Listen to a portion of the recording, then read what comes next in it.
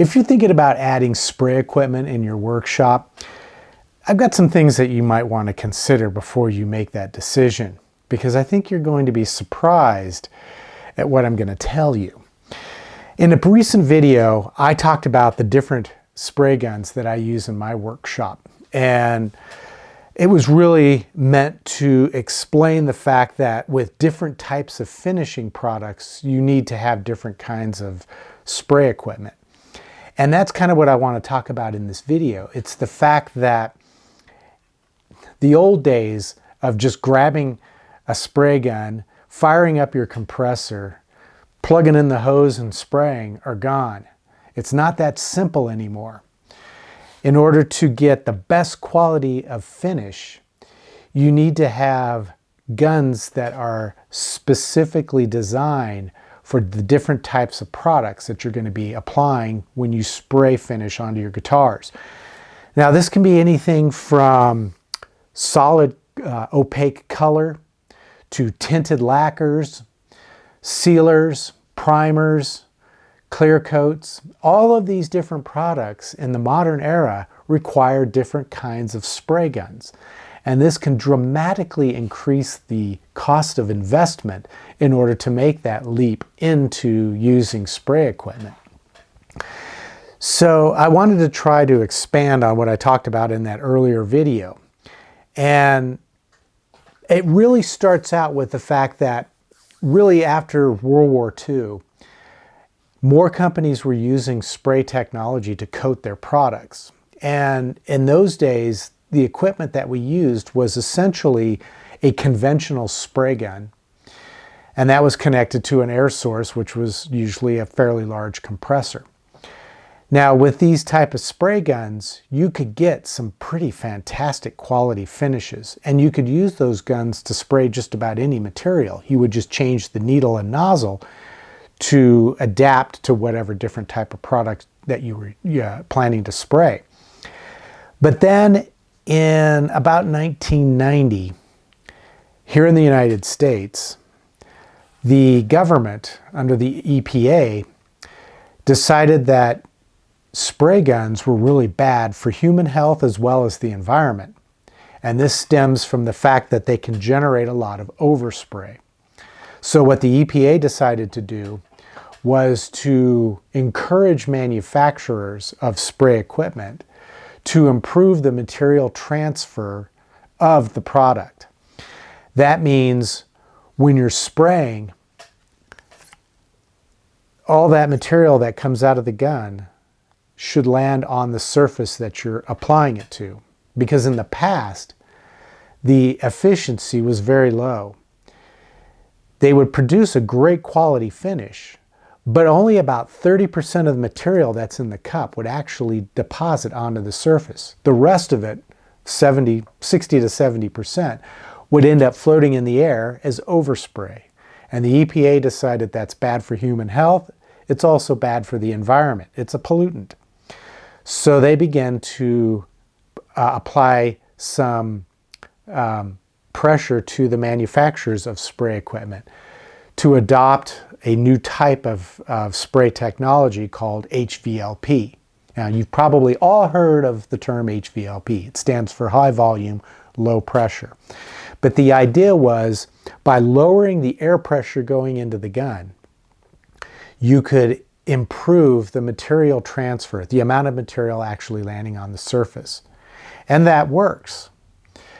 However, a lot of the guys that made the switch from the conventional spray guns to HVLP noticed that HVLP guns, even the highest quality HVLP guns, had a bad habit of producing a surface finish that we call orange peel. It's textured.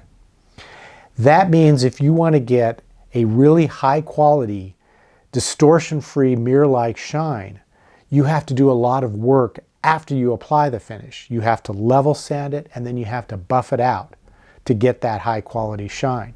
Whereas with the older conventional guns, you'd still have to do some level sanding and buffing, but it was far less. So the HVLP gun, while it was certainly improving material transfer, it was increasing the amount of work you had to do after spraying your finishes. And that was kind of disappointing to a lot of guys who were made a living spraying finishes, whether it was on guitars or cars or anything else that you apply clear coats to. The adoption of HVLP was less than desirable. So over the years, the spray gun manufacturers have tried to improve HVLP technology by trying to introduce or reintroduce a higher level of pressure, but still improving or at least maintaining that level of material transfer. And that has resulted in some new technologies which have hit the market over the years. I'm talking about RP and HTE. RP stands for reduced pressure. HTE stands for high transfer efficiency. Now, in truth, these technologies can kind of overlap one another, and it can be difficult to determine whether a spray gun is actually HVLP or HTE or RP. And it's the devil's in the details, so to speak. But what has happened since the mid-90s is the technology from making spray guns has dramatically improved. And of course, you know, manufacturing technology has improved in every facet of manufacturing. But in particular with spray guns, it really improved in the manufacture of the nozzle and the air cap. And that has allowed for some pretty sophisticated designs which allow you to use a little bit more pressure, which eliminates the orange peel effect, but still maintain a high degree of material transfer efficiency. Hey guys, if you're enjoying this video, you can show your support by clicking the thumbs up button down below. It's free to do. You can also click the subscribe button, which is also free. And when you do that, you can click the bell for notifications. That way you'll never miss any future content. But if you want to take your support to the next level, you can click the thanks button and leave a tip in the amount that you think is fair. Or you can click the join button or the subscribe plus button and become a member of my channel. And as a member, you're going to be able to enjoy videos just like the one you're watching, but with much more detail, and best of all, no ads. Now let's get back to the video. Now the only disadvantage with these type of guns, being HVLP, HTE, or RP, is that they require significantly powerful air source. Your compressor needs to be very robust in order to make full use of these type of spray guns. You need to have a minimum of a 60-gallon compressor, and then you need to have a high CFM rating for the compressor. So that means investing a significant amount of money. And unfortunately for a lot of small shop luthiers, that's just not within the realm of possibility, because in the end, what we're talking about is thousands of dollars. A compressor alone that is capable of powering these spray guns can cost you a couple $1,000s.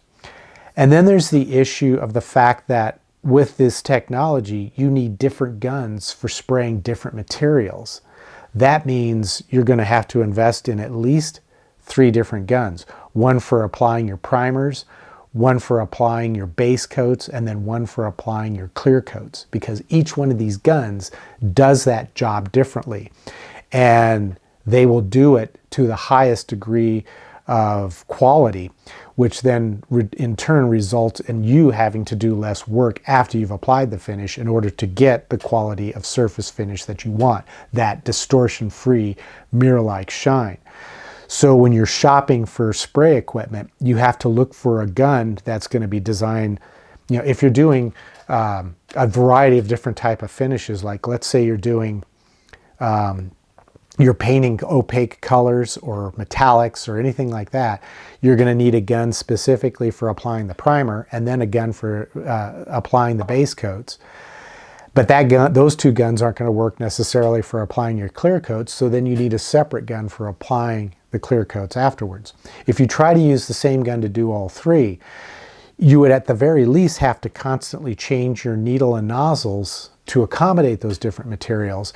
But then the way that the gun is applying that material isn't as efficient as it could be, So that results in textured orange peel-like finishes, which will take a lot of work to level sand and buff out. Now, this all became really apparent to me in recent years as I started applying matte sheen finishes, because you really don't want to have to level sand a matte sheen finish. You want to just be able to spray it and lay down perfectly flat and smooth, and you're done. Because if you try to level sand it, it messes up the sheen of the finish. So we want to try not to do that. We want to try to avoid having to do any sort of post-application work. Well, in order to do that requires very specific type of equipment. You need to have a spray gun that's going to deposit that material as smooth and as flat as possible so that you won't have to do any sort of level sanding later on to remove any imperfections such as texture or anything else that might land in the finish.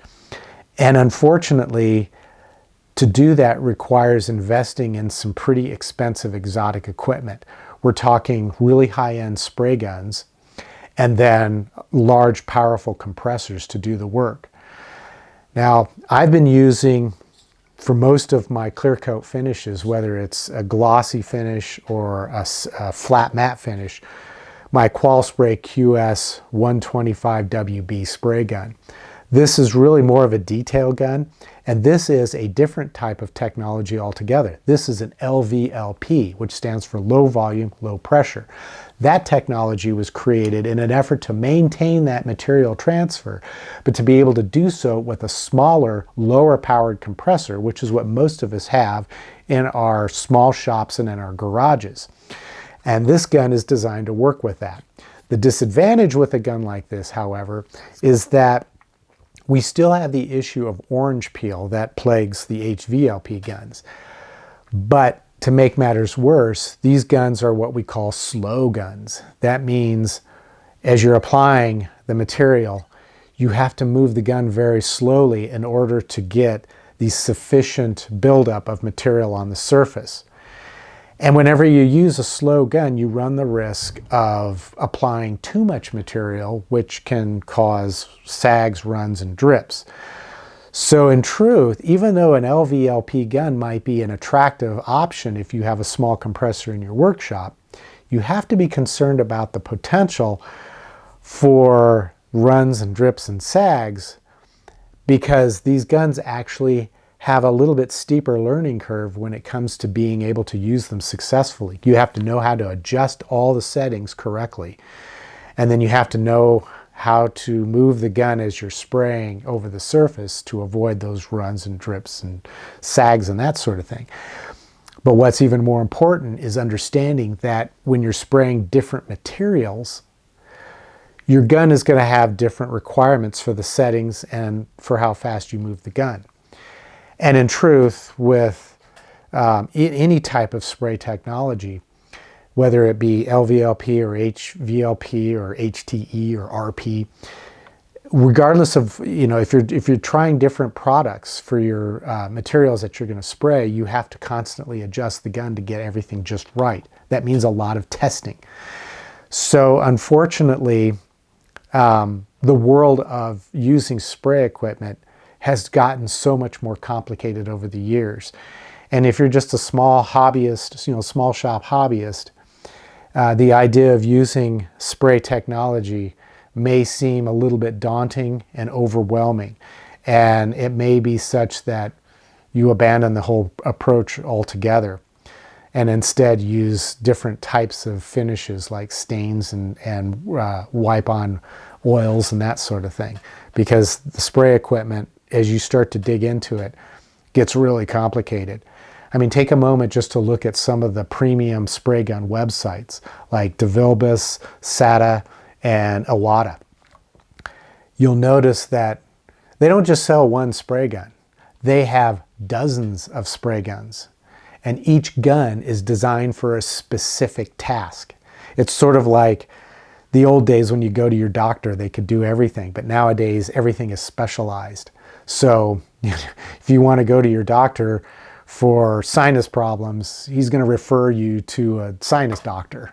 or hearing doctors, or eye doctors, or intestinal doctors, all these different doctors. The GP is only good for filling out the required recommendations and referrals to the specialist that you need to see. Well, using spray equipment is the same thing. You've got to have the right equipment for what it is you're going to spray. And if you're serious about going down this road, I would recommend that you stop and consider carefully the type of materials that you're going to spray, and then base your decision on those materials. And just know that if you're going to branch out into other types of materials, you may have to invest in a different spray gun. So this is just some food for thought. I hope you found this video to be useful, maybe thought-provoking. At any rate, I would love to hear your thoughts on this subject down in the comments section below. And as always, if you've enjoyed the video, be sure to click that thumbs up button down below. That always helps the channel.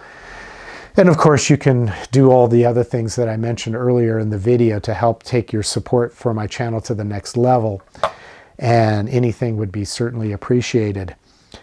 But as always, until the next episode, take care, stay safe, and I hope you'll be back for more of these guitar building videos.